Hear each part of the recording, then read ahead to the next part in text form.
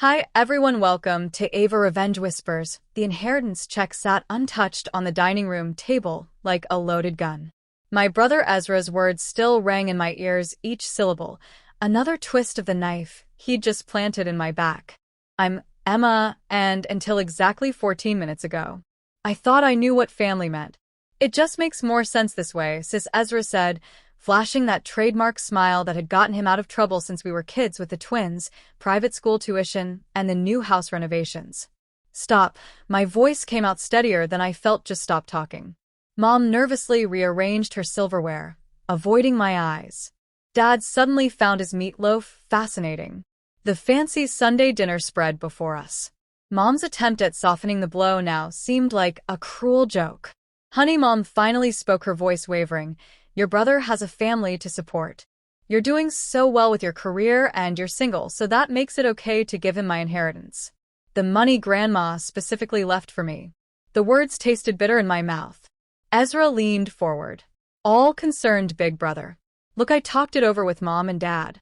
They agree it's the practical choice. You don't need it like we do. We.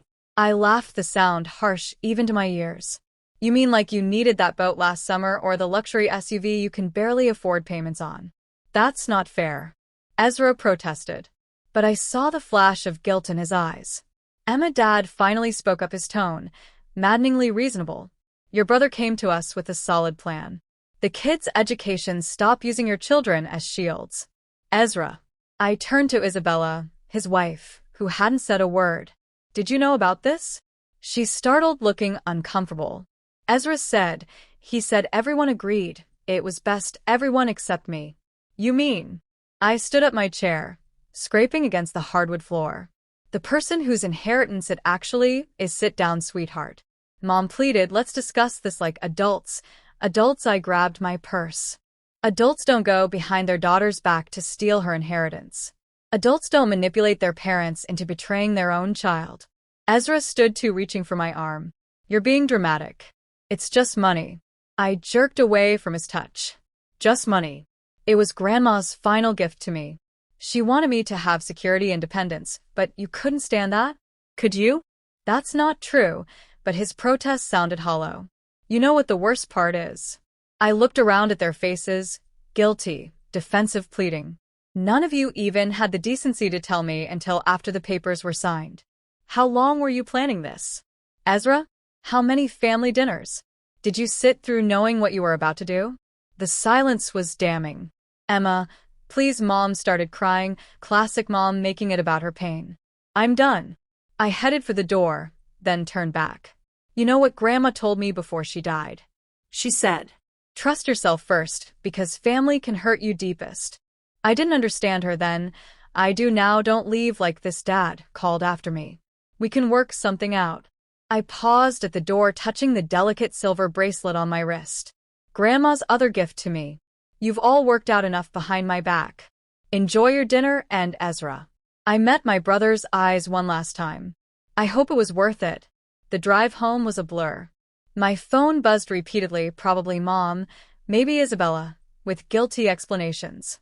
I ignored them all. In my apartment, I poured a glass of wine with shaking hands and called the one person I could trust. Isabel, you're not going to believe what just happened, girl. What's wrong? You sound terrible. Remember how I told you Ezra was being suspiciously nice, lately showing up at Mom and Dad's every weekend, helping with house repairs, playing the perfect son? Yeah, he convinced them to sign over my inheritance to him. All of it. They did it without even telling me.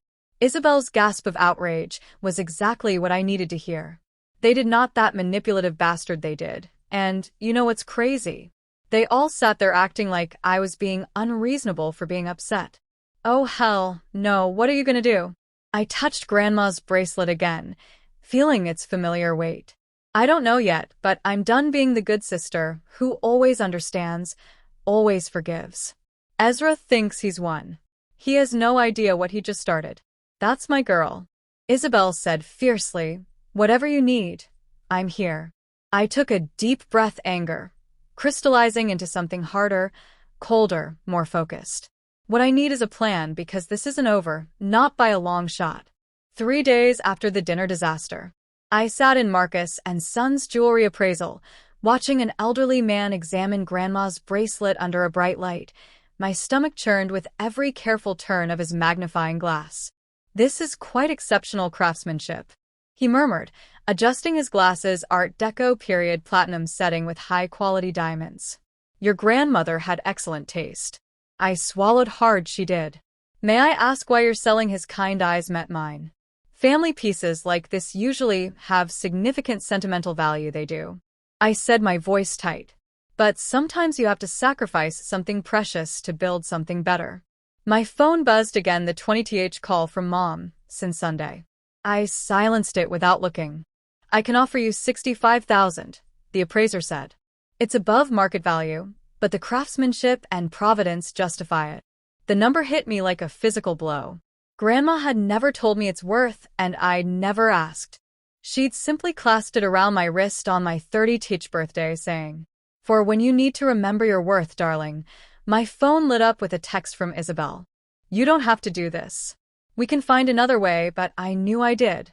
The bracelet was my last tie to the family I thought I had, and now it would become the foundation of something new. "I'll take it," I said firmly. As the appraiser went to prepare the paperwork, the bell above the door chimed. I turned to see Isabella walking in, looking nervous. "Emma." "Wait," she hurried over. "Your mom told me you might be here. Please don't sell it." I stood up, gripping my purse.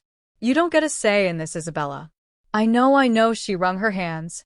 "But this bracelet, it means so much to you. Ezra feels terrible about everything." "Ezra feels terrible?" I laughed bitterly. "Is that why he's been calling to apologize?" "Oh wait, he hasn't. He's complicated," Isabella defended weakly. "But the kids keep asking why Aunt Emma isn't answering their texts." Low blow. "Don't use William and Julian against me. That's Ezra's move." "I'm not. She lowered her voice. "Things aren't great at home. Ezra is stressed about money, even with the inheritance. Maybe if you talk to him." Mrs. Leo, the appraiser, called from his desk. "The paperwork's ready." Isabella grabbed my arm. "Please, Emma, this bracelet is your connection to your grandmother." I gently removed her hand. "No, my connection to Grandma is what she taught me about standing up for myself. This." I touched the bracelet one last time. "This is just the beginning of what you'll see." I walked to the appraiser's desk, leaving Isabella standing there. 20 minutes later, I stepped out into the sunshine, a cashier's check in my purse, where the bracelet used to be. Isabella was gone, probably already reporting back to Ezra and my parents. My phone rang again. "Isabel." "This time it's done," I said, answering. "How are you feeling?" Like I just cut off my own arm. I started walking toward the subway, but also free. "Meet me at Carlo's. You shouldn't be alone right now at our favorite coffee shop." Isabel was already waiting with my usual order and her laptop open. "Okay," she said. As I sat down, "I've been researching with your business background and my nonprofit experience. We could make this work. The market for women's financial education is huge, especially for those recovering from financial abuse." I took a sip of coffee, letting her words sink in. "You really think we can do this, girl? You just sold your most precious possession to help other women avoid what happened to you. We're already doing this."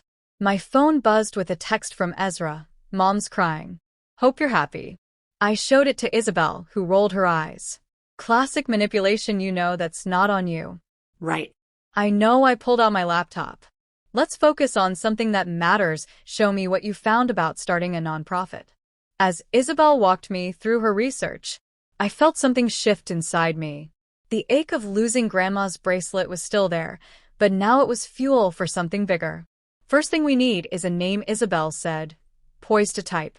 I thought about Grandma's words about remembering my worth, about all the women out there facing their own roses, their own betrayals, worth rising. I said firmly, "Because that's what we're going to help women do." Isabel grinned. "Perfect. Now, let's make your brother regret ever messing with you for the first time in days." I smiled. The bracelet might be gone, but its power was just beginning to show, and that's how Worth Rising was born. I concluded, looking out at the sea of faces in our first workshop. 6 months of sleepless nights, endless paperwork, and determination had led to this moment. 20 women sat before me, each with their own story of financial betrayal or manipulation. Some nodded in recognition as I shared my experience. Others wiped away tears. But this isn't about my story. I continued gesturing to the workbooks Isabel was distributing. It's about making sure your story has a different ending. A woman in the front row raised her hand. What if it's too late? My ex-husband already cleaned out our accounts. It's never too late. Maria. I walked closer to her. That's why we're partnering with Legal Aid Services. Isabel, can you share the resource packet? As Isabel handled the practical details, my phone vibrated a text from Mom. Your father's birthday dinner is Sunday. Please come. We miss you. I switched off the screen. 6 months of minimal contact had been harder than I'd expected, but necessary. Emma, another participant, spoke up. How did you deal with the anger? I'm so mad at myself for being stupid. Stop right there. I interrupted firmly. You weren't stupid. You were trusting. There's a difference. The people who abuse that trust, they're the ones who should feel stupid. After the workshop, Isabel and I were packing up when a young woman approached us. Her hands trembled as she clutched her purse. I'm Sophia, she said quietly. I've been sleeping in my car for 3 weeks. My boyfriend, he convinced me to put everything in his name, said it was for tax purposes. Isabel and I exchanged glances. This was exactly why we'd started Worth Rising. Sit down. Sophia, I said, pulling out a chair. Let's talk about your options. 3 hours later, Sophia had a place at our partner shelter, an appointment with our legal team, and a spark of hope in her eyes that hadn't been there before. That's number 12, Isabel said. As we watched Sophia leave 12 women, we've helped get back on their feet. Not enough, I replied, checking my email. But it's a start. A new message popped up from a local news station. They wanted to do a feature on Worth Rising. Holy shit. Isabel breathed, reading over my shoulder. This could be huge for us. It could help us reach more women. I agreed, already typing a response. The next morning, I was adjusting my blazer in the studio's green room when my phone lit up with Ezra's number. I almost declined the call, but something made me answer. What do you want? Ezra. Just saw the promo for your TV interview. He said, his voice tight, real subtle. Sis, airing our family drama on local news. Interesting that you assume it's about you. I replied coolly. This is about helping women protect themselves from financial abuse. Ring any bells? You're unbelievable, he snapped. Mom's a mess. Dad barely talks anymore, and you're turning it into some kind of crusade. Ms. Leo, the producer, poked her head in. We're ready for you. I have to go. I told Ezra, by the way, how are those private school payments working out? I hung up before he could respond. The interview went better than I dared hope. The reporter was genuinely interested in our mission, asking thoughtful questions about financial literacy and empowerment. What inspired you to start Worth Rising? She asked. Sometimes, I said, looking directly into the camera. The worst betrayals can lead to the best revelations. Every woman deserves to know her worth isn't determined by anyone else's actions. By that evening, our website had crashed from too many visitors. Isabel called in a panic. We've got over 299 emails, women asking for help, offering to volunteer, wanting to donate. I sat down hard on my couch. How many can we help with this response? We'll need to expand, maybe open satellite offices. She paused. Emma, we're going to need more funding. I know someone who owes me an inheritance. I said. Dryly, girl, no. Isabel laughed. Think bigger. I've got a meeting set up with the Women's Foundation tomorrow. They're interested in partnering. My doorbell rang. Outside stood Isabella, looking uncomfortable. I saw your interview, she said. Before I could speak, need to talk to you about Ezra. The look in her eyes told me everything I needed to know. Karma was finally making its first appearance. Come in, I said, stepping aside. Tell me everything. As Isabella walked past me, I caught a glimpse of my reflection in the hallway mirror. No bracelet on my wrist anymore, but something stronger had taken its place. Purpose. Isabella's hands shook as she clutched her coffee mug. The credit card companies keep calling. Ezra changed our phone numbers twice, but they keep finding us. I sat Ezra from her in my living room, processing her words. How bad is it bad? She pulled out a crumpled envelope from her purse. The private schools sent this yesterday. They're threatening to remove the kids if we miss another payment. What happened to the inheritance money? I asked, already suspecting the answer. Isabella's laugh was hollow. Gone, all of it. Ezra said he was investing in some amazing opportunity, something about cryptocurrency and real estate. Of course he did. I remembered Ezra's get-rich, quick schemes from college. Some things never changed. That's not even the worst part. Isabella lowered her voice, though we were alone. I found paperwork in his office. He took out a second mortgage on the house without telling me. Used my signature. My head snapped up. He forged your signature. He said it was just temporary, that the investment would pay off any day now. Tears spilled down her cheeks. William needs braces. Julian's having anxiety attacks about changing schools, and I can't even buy groceries without checking our balance. 3 times my phone buzzed, Isabel texting about tomorrow's Worth Rising workshop. The irony wasn't lost on me. Why didn't you come to me sooner? I asked softly. Ezra said you were just being spiteful with your charity work, that you were trying to embarrass him. She wiped her eyes, but then I saw your interview about women protecting themselves. I realized I was becoming exactly what you were warning about. A key rattled in my front door. Isabel, using her emergency key, she burst in, waving her tablet. Emma, you need to see this. The investment forum is blowing up about. She stopped short, seeing Isabella. Oh hey, it's okay. I said she was just telling me about Ezra's brilliant investment plans. Isabel's eyes widened. You mean the Royal Palm development scam? That's what I came to show you. The whole thing just collapsed. FBI's involved in everything. Isabella went pale. When I took the tablet, scanning the headlines. Sure enough, Royal Palm Development was exposed as a massive Ponzi scheme. Investors were losing millions. How much did he put in? I asked Isabella all of it. She whispered the inheritance, our savings, the mortgage money. He said it was guaranteed returns. My phone rang. Ezra's number. I showed the screen to Isabella. Don't tell him I'm here, she pleaded. He doesn't know. I found the papers. I answered on speaker. Hello, brother Emma. His voice was frantic. I need your help. Something's happened with an investment, but it's just temporary. If you could loan me some money, like you loan me my inheritance, damn it. This isn't a joke. He was shouting. Now the kids' school, the house payments. I need $80,000 by Friday. Isabel made a choking sound. Isabella covered her mouth. That's funny. I said calmly, last time we talked, you said I was being dramatic about just money. What changed, please? His voice cracked. I'm begging. You help me fix this. Fix what? Ezra, the investment scam, the forged documents, the lies to your wife. Silence. Then Jasmine's with you. Isn't she? Goodbye. Ezra, wait. I hung up. Isabella was shaking. He'll lose everything. She said. We'll lose everything. No. I corrected her. He lost everything. You still have choices. Isabel sat down beside her. Worth Rising has resources, legal aid, financial advisors, support groups. We can help you protect yourself and the kids. Ezra will never forgive me. Ezra forged your signature and gambled away your children's future. I reminded her his forgiveness isn't the priority here. My phone started ringing again. Mom, this time. Ezra just called us, she said. When I answered, he's crying, saying you're turning Isabella against him. What are you doing? What am I doing? I repeated incredulously. Ask your perfect son what he's done with the inheritance you helped him steal.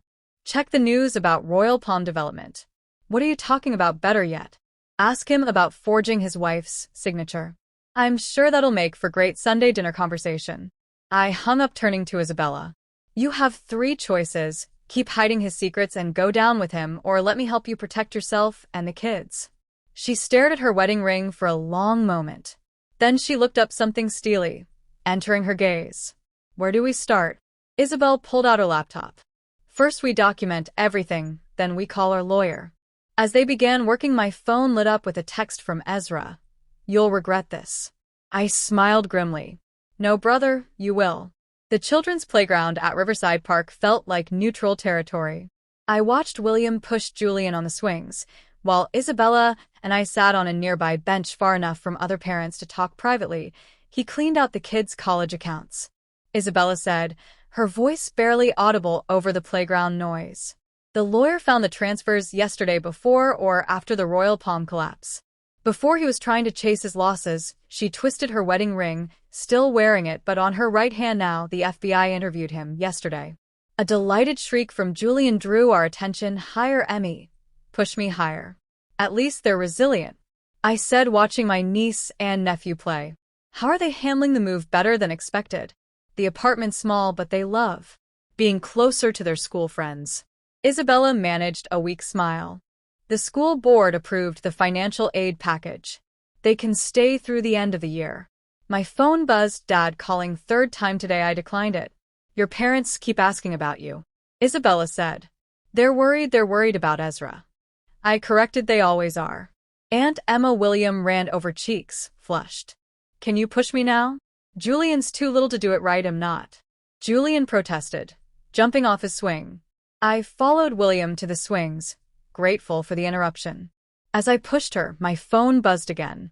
A text from Isabel. Ezra just showed up at the Worth Rising office looking for you. Everything Okay.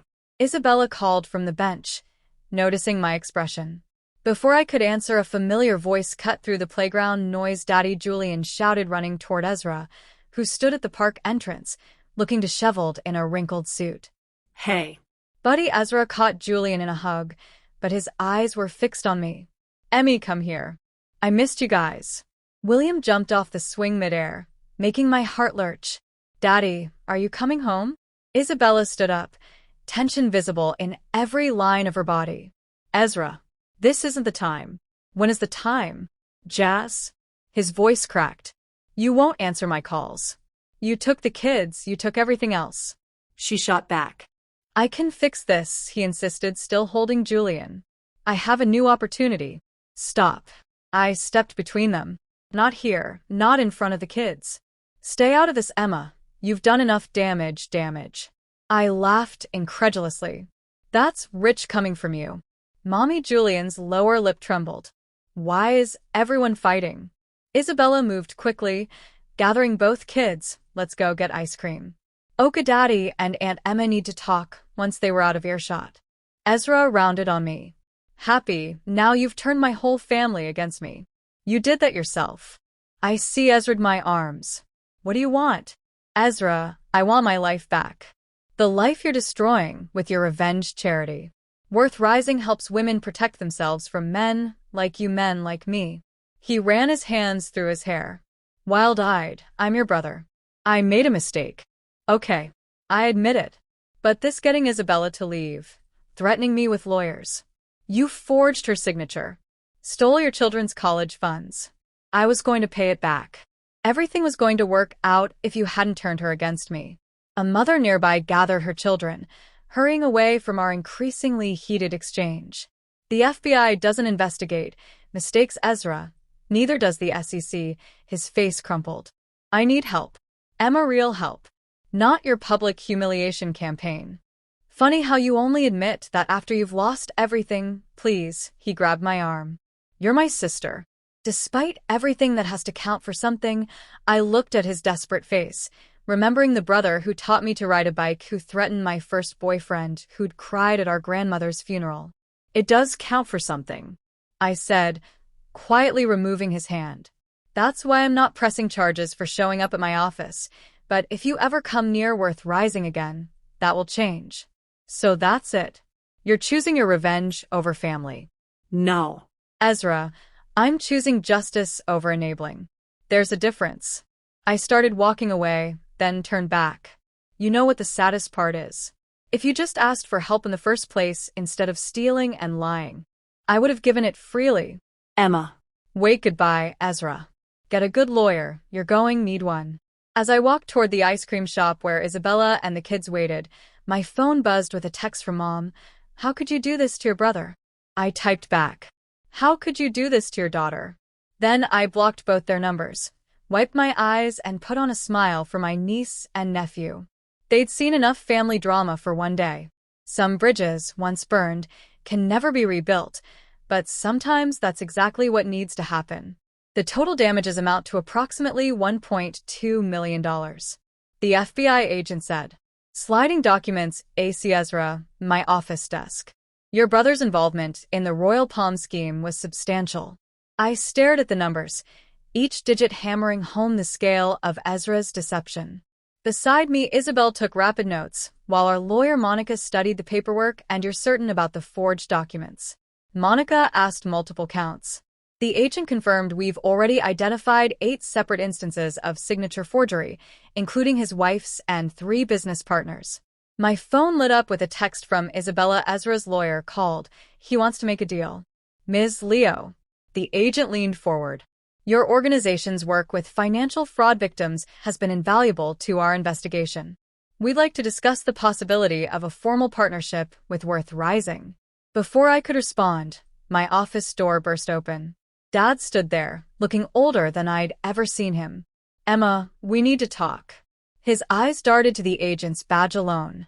Mr. Leo, we're in a meeting. Monica started, but I held up my hand. It's okay. I stood up. Let's take this outside in the hallway. Dad paced like a caged animal. Your mother's in the hospital. My stomach dropped. What happened? Anxiety attack. The doctor says. It's stress-related. He stopped pacing to face me. This has to stop. Emma. Your vendetta is destroying our family. My vendetta. I kept my voice low, aware of the thin walls. Ezra committed federal crimes. Dad, he stole from his own children. He made mistakes. No. A mistake is bouncing a check. This was calculated fraud. He's facing prison time. Dad's voice cracked. Your brother could go to jail. Because of you, because of me. I laughed bitterly. I didn't force him to join a Ponzi scheme.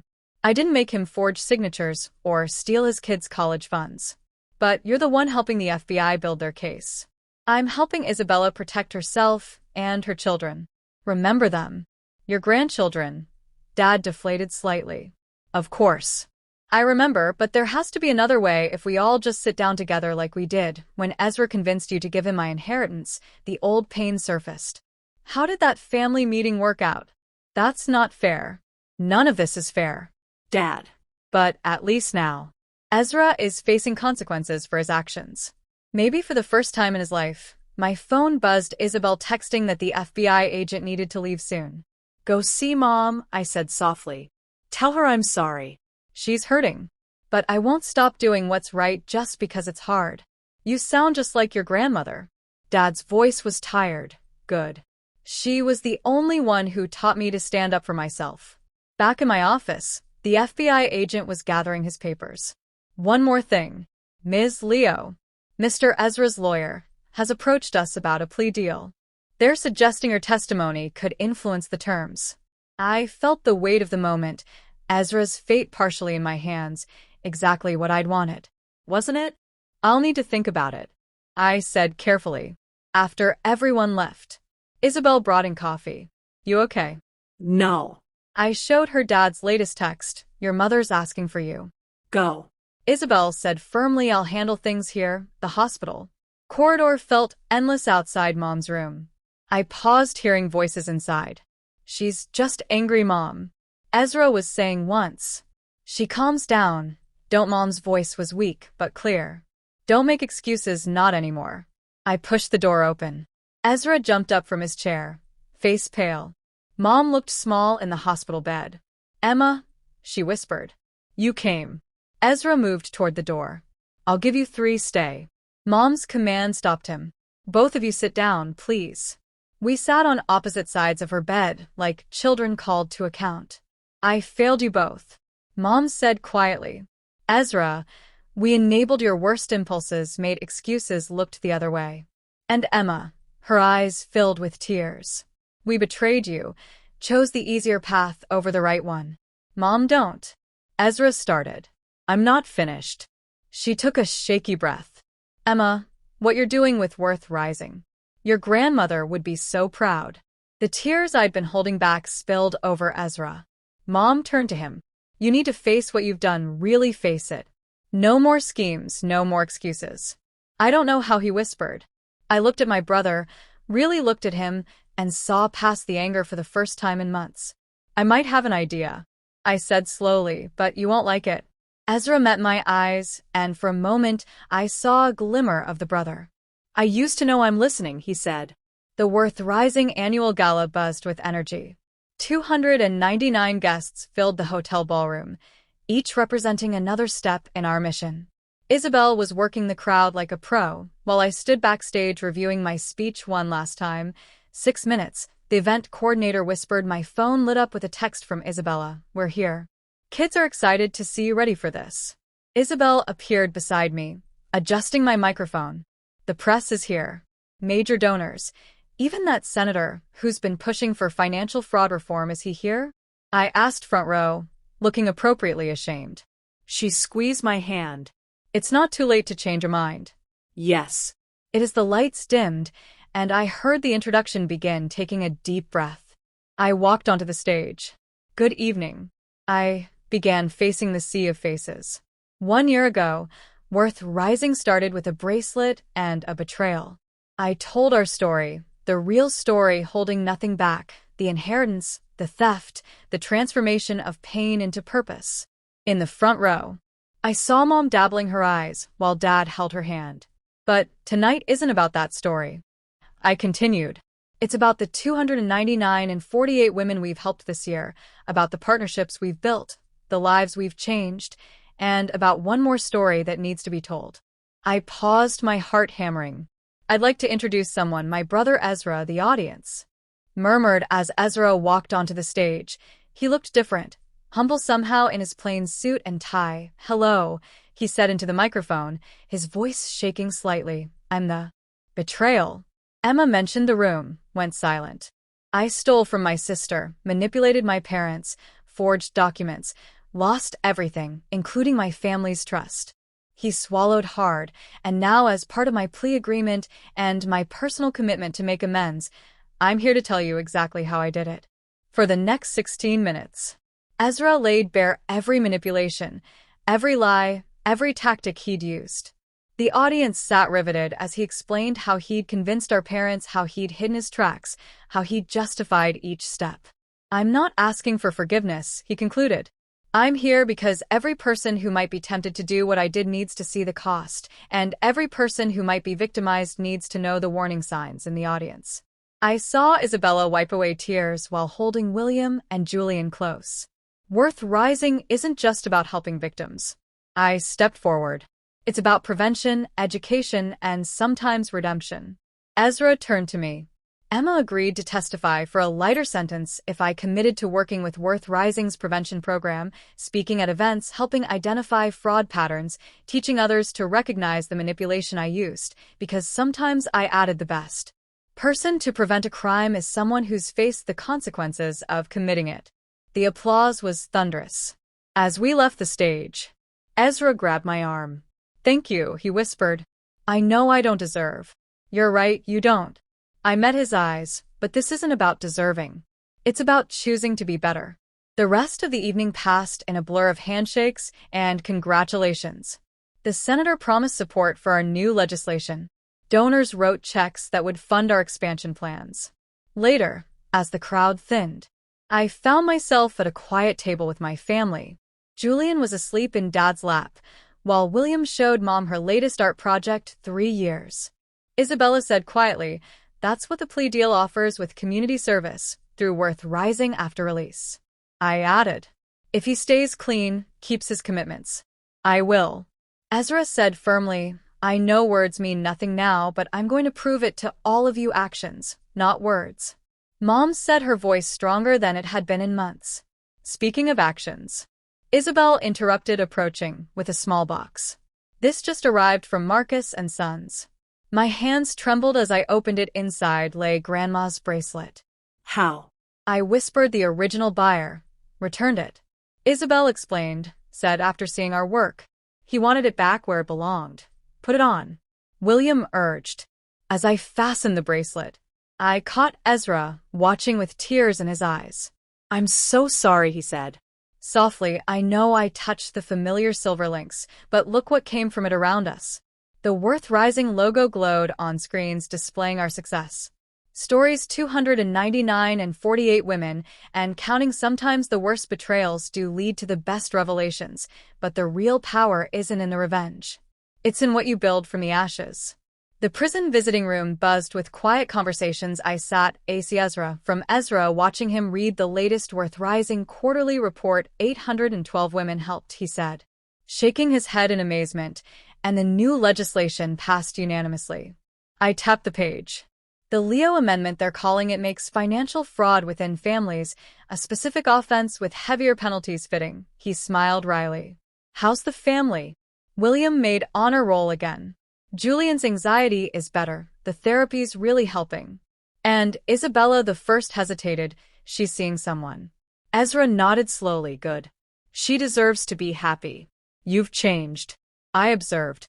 Prison has a way of stripping away the bullshit. He closed the report. The men in my financial literacy class. They remind me of who I used to be, all excuses and justifications. How many are in the program now? 23. They come in thinking they're the victims, leave. Understanding the real damage they caused, he leaned forward. That's why I wanted to see you today. I have a proposal. I raised an eyebrow last time. You said that. I know. He laughed. A real laugh, something I hadn't heard in ages. But this is different. The warden thinks Worth Rising's prison program could work in other facilities. She wants to expand it. We're already stretched thin. Let me run it. His eyes were earnest. Once I'm out. I know these men, Emma, I know their mindset, their excuses. I can reach them. I studied him carefully. You're serious about this? Dead. Serious, no salary, no benefits, just the chance to prevent others from making my mistakes. My phone buzzed. A text from Mom. Dinner at 6, bringing the kids, don't be late. Speaking of mistakes. Ezra nodded at my phone. How are things with Mom and Dad? Better. Different eyes showed him the text. We're all learning new ways to be family without the manipulation and enabling. Exactly. I smiled. Mom's actually volunteering at our crisis hotline now, says it helps her understand where she went wrong with us, and Dad's still quiet but present. Really present, not just physically there. I checked the time. I should go. Family dinner, wait. Ezra pulled out an envelope. Could you give this to Isabella? It's not about getting her back or anything, just some things I need to say. I took the envelope, remembering another family dinner that felt like a lifetime ago. Your proposal, I said, standing. Let me talk to Isabel and the board, no promises, but that's all I'm asking. He stood too. Hey Emma, remember when we were kids and I promised to always protect you right before you pushed me into the pool? He laughed again. Yeah, I failed at that promise spectacularly. But watching you, now you never needed my protection. You needed me to get out of your way so you could soar. The guard called time. As I gathered my things, Ezra touched my arm, the bracelet. He said Grandma would be proud of how you used it at home. I changed for dinner, catching sight of the bracelet in my mirror. Its silver surface had tiny scratches. Now battle scars from a year of work, meetings, and healing. My phone rang. Isabel. You'll never believe this, she said without preamble. Remember Sophia, our first success story? Of course. What about her? She just donated $60,000 to Worth Rising, said she sold her tech startup and wanted to give back. I sat down, remembering Sophia trembling in our workshop, sleeping in her car. That's not all, Isabel continued. She wants to join. The board says she has ideas for expanding our tech training program. The doorbell rang. Mom and Dad, early as usual, with William and Julian's voices carrying through the door, got to go. I told Isabel family dinner, the healthy kindness time getting there. I opened the door to hugs and chatter, the smell of Mom's lasagna. Dad's quiet smile. As we settled around my dining table, the same one where Ezra had announced his betrayal. I touched my bracelet. Some people say living well is the best revenge. They're wrong. The best revenge is building something so powerful, so meaningful that the original wound becomes just another building block in your foundation. Aunt Emma. Julian tugged my sleeve. Tell us the bracelet story. Again, I smiled, looking around at my rebuilt family. Well, it starts with a betrayal.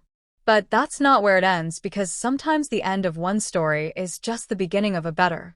Don't forget to subscribe to our channel for more stories that inspire, move, and remind us all of the beauty in life's unexpected moments. Hit the notification bell so you never miss another heartwarming tale. Thank you for watching, and we'll see you in the next story.